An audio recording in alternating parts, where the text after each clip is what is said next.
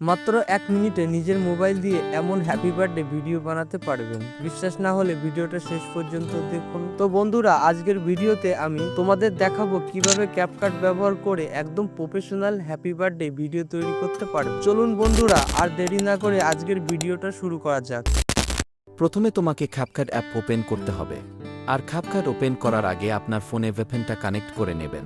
তারপর নিউ প্রজেক্টে ক্লিক করুন।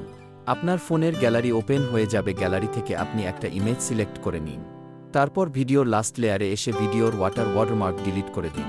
তারপর নিচের দিকে হালকা একটু সরান। কি এখানে দেখতে পাচ্ছেন অ্যাসপেক্ট রেশিও, ওখানে ক্লিক করুন।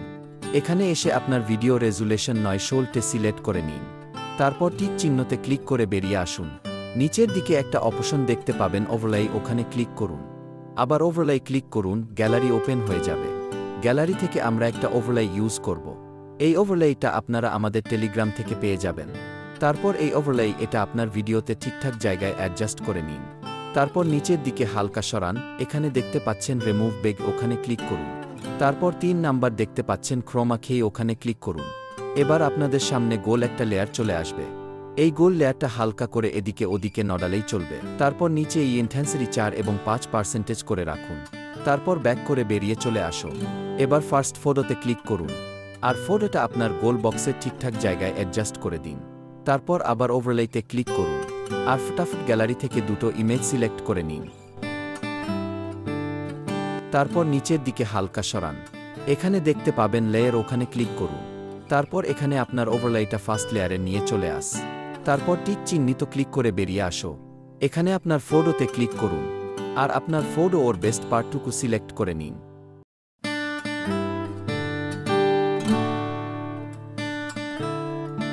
তারপর এখানে এসে আপনার ফটো ঠিকঠাক জায়গায় অ্যাডজাস্ট করে দিন। তারপর নেক্সট ফটোটাও এভাবে ঠিকঠাক জায়গায় অ্যাডজাস্ট করে নিন।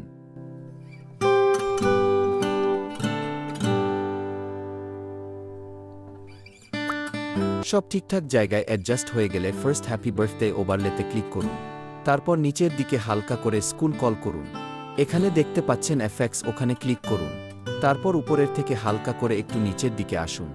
দেখতে পাচ্ছে স্টেলার, ওখানে ক্লিক করুন। তারপর ব্যাক করে বেরিয়ে আসুন।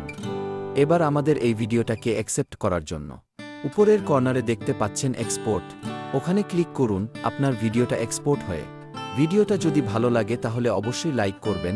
আর এমন আরও সহজ ভিডিও দেখতে চ্যানেলটা সাবস্ক্রাইব করে রাখবেন।